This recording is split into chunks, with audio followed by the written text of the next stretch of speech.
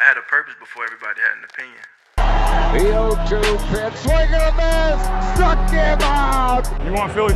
Chase Utley, you are the man. You come out backyard and you try to start something, you always get your butt kicked. The prayers have been answered. How about those Eagles, baby? And Rio Muto can run for days. Can you feel what's about to happen on this field, man? A perfect game. Roy Halladay has thrown the second perfect game in Philadelphia Phillies history. Once again, is there anything that we can even label as good?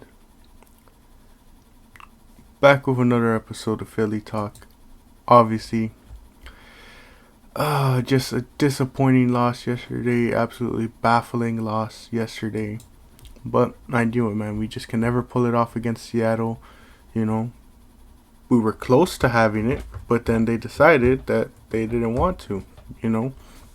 And once again, it's taking that foot off in the fourth quarter. 0 points scored at all. It's the play calling. It's the coordinators. It's the whole team at this point. It's like no one just feels like doing their job, you know.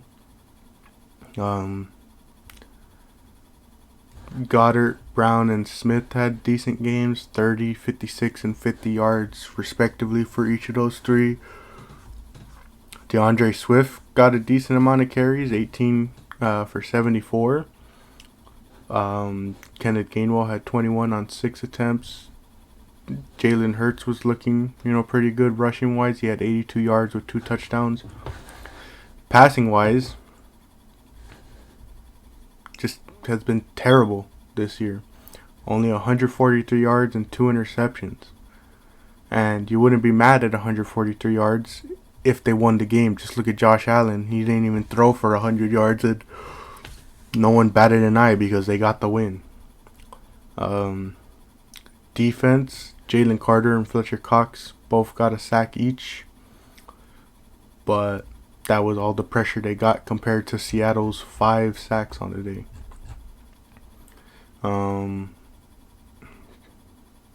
Wait, this is weird. Oh, sorry, I was looking in the wrong category. Seattle did not get a sack. Offensive line did pretty good. I was looking at I got it confused with the passes defended section. But Julian Love for Seattle had 2 interceptions on the day, including that impressive one at the very end that people are still debating about whether he got that toe in or not.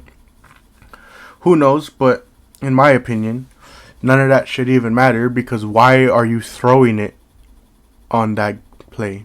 You're literally just outside of field goal range for Jake Elliott. You have 2 touchdowns. Or touchdowns, what am I saying? See, this is how mad I am. I'm not even thinking straight. You have 2 timeouts. You're literally right outside Jake Elliott's field goal range. And we're calling plays to go deep when A.J. Brown's double covered. I mean, I know at the time it didn't look like it was double covered, but Julian Love covers so much ground to get there in time. And even then, it's like, what? Where's the logic behind it all? And I mean, seriously, like I said, man, just it's baffling from all sides of the team. It's like the defense isn't playing well, the offense isn't playing well. Neither of our coordinators are doing good. They literally demoted Sean Desai without saying they demoted him by giving all the play calling to Matt Patricia.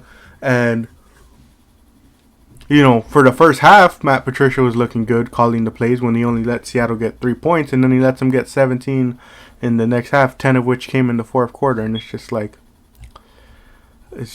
I just don't understand this team anymore. And again, so many people are going to come on here and be like, oh, your team is 10-4, this and that. And it's like, it's clearly people who aren't watching the games,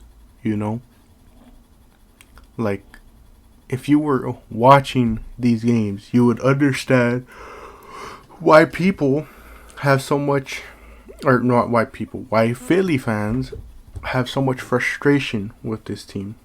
And, I said it at the end of the video last week, and I'll say it here again. This isn't a Super Bowl team. I'm telling you right now. This isn't a Super Bowl team with the way they're playing, with the way they're coordinating these games. Like, you might as well throw this season out the books. Oh, sorry. You might as well throw this season at the books. You might as well just call it, because I can't see a future where this team actually makes a Super Bowl run again with the way they're playing. It's like, I wouldn't be surprised if they lost the game to the Giants at this point, man. It literally seems like they're complacent with getting not the one seed, with just winning the NFC East again. Like they're fine with getting the 2 seed if they still stay ahead of Detroit. And it's like, I don't know, man. I'm just very, very disappointed in this team. And it's like, I don't know, man. Like, I just don't know what more to say about this team. They're the most disappointing 10-4 team that I've ever known. Like, people would look at this and be like, oh, they're 10-4. They had impressive wins. Like, they'll point out different games and be like, oh, look at, like, the way they had an impressive win against the Dolphins. They beat the Cowboys, Chiefs, and Bills. And then it's like, if you were watching those games, you would realize there was nothing impressive about those wins. Like, it was constantly having to fight back, fight from underneath and all that, like that Dallas game, they were ahead of us for a while until we came back in the fourth quarter, The Chiefs game was obviously a lot of a closer game. You could say it was more impressive, but at the same time, they were having to, again, come back from being down. The Bills game, of course, was one that had to go to overtime, and they were making so many mistakes prior to, making that comeback. And yeah, it's just an overall team thing at this point. Like I was saying, like, every player on all sides of the ball have just been, like, disappointing. Like, at least Jake Elliott, has been doing pretty good, kicking wise. AJ Brown, he started off the season hot, and now, he's just been struggling to get back to that point. Like, he had a decent game against Dallas. He was a basic no factor in that Chiefs game.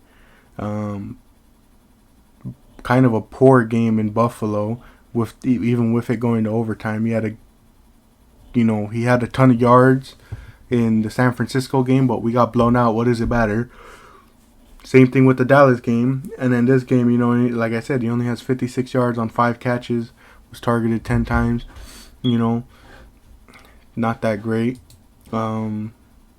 Smithy has had a couple of great games here and there, but again, a lot of times he's either a no factor or, he does pretty decent, but, again, he's playing, I'll say this, he makes up a lot of times in the games that AJ doesn't do too much in, DeAndre Swift, he's been good when he gets the chances. People are still debating about, his role, about whether he's good or not, yada yada. Hurts has been abysmal. Like, talk about regression. Like, I know he has his games where he does good rushing, but it's like, look at the box score, man. 170 yards against New England, 193 against Minnesota, 277 against Tampa. But don't forget, he had 2 interceptions in that game. He also had an interception in the Minnesota game. Washington, 319 yards and 2 touchdowns, pretty good. 303 yards and a touchdown, pretty good against the Rams, though he had that one interception. Of course, probably the worst game of his career, 280 yards, 1 touchdown, 3 interceptions against the Jets. And then it only goes downhill from there where, yeah, the Miami game was pretty good, 279 yards, 2 touchdowns, 1 interception, 1 fumble. the second Washington game, 319 yards, 4 touchdowns. He did have a fumble there, but yeah, that was a pretty good game, obviously. The Dallas game, 207 yards, 2 touchdowns and a fumble. The Kansas City game, only 150 yards, didn't even get a touchdown on the day, as far as passing. An interception, a fumble.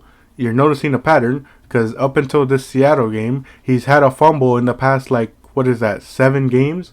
He fumbled against Dallas both times. He fumbled against San Francisco. He fumbled against Buffalo. He fumbled against Kansas City.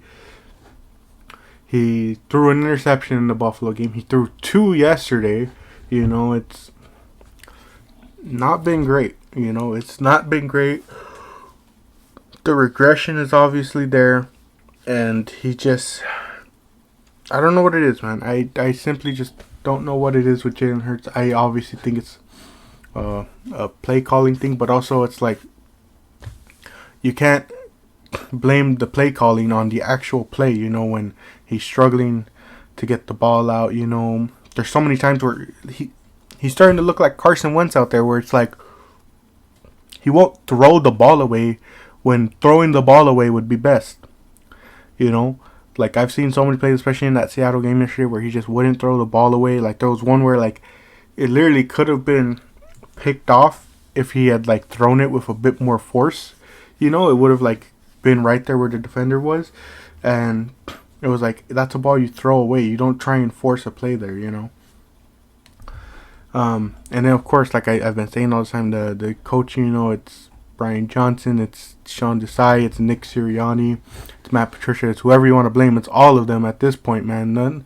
None of the coaching has been good this year. It's flat out terrible, and each game it just seems like they get out-coached one way or another, and I know a lot of people would be like, a lot of people would be like, oh, you're overreacting to this 3-game losing streak, blah, blah, blah.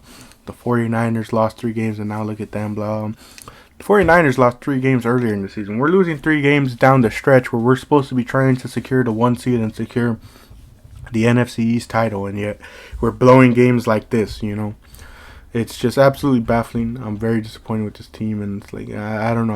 I don't want to keep you here for too long. I don't want to keep rambling in anger, but just I'm very disappointed, and at this point, I said it last year, after the Super Bowl, I said as cool of a moment as it was, as obviously as great as it is to see your team get to the Super Bowl, in the back of my head, I was like, it's going to be a while before we see this again. And people were questioning me why. They were like, they have Jalen Hurts, they have Smithy, they have Brown, Brown's on contract, Dallas Goedert's on contract. You got a lot of young linemen who are under contract for a while. You can get Kelsey under contract for a while, blah blah blah. But I knew it. I knew it was going to be a while because I looked at it and I was like, if they had made the Super Bowl, if this Super Bowl, if that season had happened a season or 2 earlier, I would have believed you. But the fact that it happened the year before, or the fact that it happened when Jalen Hurts' extension was coming up, I instantly knew. I was like, it's going to be a while before we see this team in the Super Bowl again. Or they'll make runs, but I knew their window was short. I'm not saying the window's closed already, but I was like, I had that in the back of my mind because I was like, they're going to have to sign Jalen to an extension. It's going to be a big old contract, and it's going to cause them to not be able to sign a lot of guys because that's just how selfish sports is at this point, You look at Ohtani. A lot of people are kind of mad at the Dodgers for this, but literally Ohtani was the one that proposed, hey, why don't you defer a lot of my contract back? I think he's only making $2 million this season or whatever. I don't know the details, but it's he literally did so much that the Dodgers could still have cap space. And I know in the MLB it's different. Cap really doesn't exist. Cap doesn't really exist in the MLB, but it's look at football, look at basketball. Sure, you see guys take pay cuts, but it's always just quite a few, and it's you never see any of these guys really take these big old pay cuts. You hear oh, they're taking a pay cut, what a good person. Then you look and it's they shaved off maybe a couple million, and like if people will be like, oh, but that matters so much to a team. Yeah, you know what else matters to a team? When you have 30, 40, 50 million tied to one position, and of course, what was the result? Again, like I was saying last episode, look at how many players they lost on the defensive side, that they weren't able to bring back because of their cap situation. I get it. When you have good players, you need to have them tied to big money. But then it's like, look at how much they lost because they didn't have the money, And another thing too, the players they brought back in return, I'm sorry, I'm not trying to be like overreactionary. I'm not trying to be mean to these players, because at the end of the day, these players are human too. They have their own lives and all that. But, to just be blunt and frank, these players are old and they're regressing, Like James Bradbury, Darius Slay, I know he had surgery, so he's not playing. But, like, as far as the whole season goes, James Bradbury and Darius Slay haven't been great at times, Fletcher Cox has been decent on the most part for the season. Let's see, half, that's one. 1.5, that's 2. What would that be? 3. I think he has like 6 or 7 sacks on the season. I can't see, this thing doesn't have the totals, but he's been doing decent enough, but he's getting up there in age. The reason why we got Jalen Carter and Jordan Davis is to hopefully move on from them. Same thing with Brandon Graham. He's probably done pretty soon. The thing about Brandon Graham is that a lot of times his efforts don't really show up in the box score, but like again, he's getting up there in age. Fletcher Cox is getting up there in age. And you're just hoping to get younger and all that. And, they have pieces to get younger. Pretty sure Nolan Smith will likely take over on the edge when Brandon Graham is done. Obviously, like I said, Jordan Davis and Jalen Carter will take over. But then it's like you look at corners, you look at safeties, and you're just like, man. Sidney Brown's looking decent. Obviously, Free Blankenship is back there for us. But it's like they haven't prioritized anything in the secondary or linebacker. And I get it. Sometimes you can't predict regression, but it's like it's an age thing, man. Like I would like the moment players start hitting a certain age, I know there's certain cases where they do well past that, but it's just like I would have started looking for other options, and this is the point where like you either look to the draft or you pull a Rams and say how much does draft capital matter to us, and see what you can trade potentially for younger pieces for upgrades at corner. But like I said, man, I don't know. I call me pessimist all you want, but I look at this team and I don't believe they can make a run for the Super Bowl. And it's like with the way they play, with the way games are called, I just can't see it, With the way they've played against other teams, I can't see it, like other people, obviously will have a lot more hope, but at the same time, I feel like a lot of other fans will be, like a lot of fans just seem like they're too afraid to question their team, to not believe in their team. And this isn't me, like saying like I'm not an Eagles fan and that, and like a lot of people would be like, oh, you weren't believing in them, but it's like, come on, look at the way they've been playing all season. Do you really believe this is a Super Bowl team? And I get it, a lot of other teams have been struggling too, but like when you look at like how a lot of other teams have been playing, it's like I just don't see it in comparison. Like I look at the way this team has played these past 3 weeks, the whole season in certain games, and it's like because they can't find a balance, because they can't find a middle ground, I just can't see them doing super well. Like I can see them winning a divisional game, but at this point I think their ceiling for this season is the NFC Championship game, with their floor being a wild card loss or like a divisional round loss. Like that's just the way I feel about it. Like I can't see the Super Bowl as their ceiling anymore because of the way they've been playing. And obviously, like a fan, I will willingly wait for them to prove me wrong. But as it currently stands, I just can't see it, man. I can't. And at this point, maybe time to retire the brotherly shove jokes, because not only can I not think of anything, but it's like at this point, man, this team, it's disappointing me so very much. And it's crazy to think that a 10-4 team is disappointing me this much, but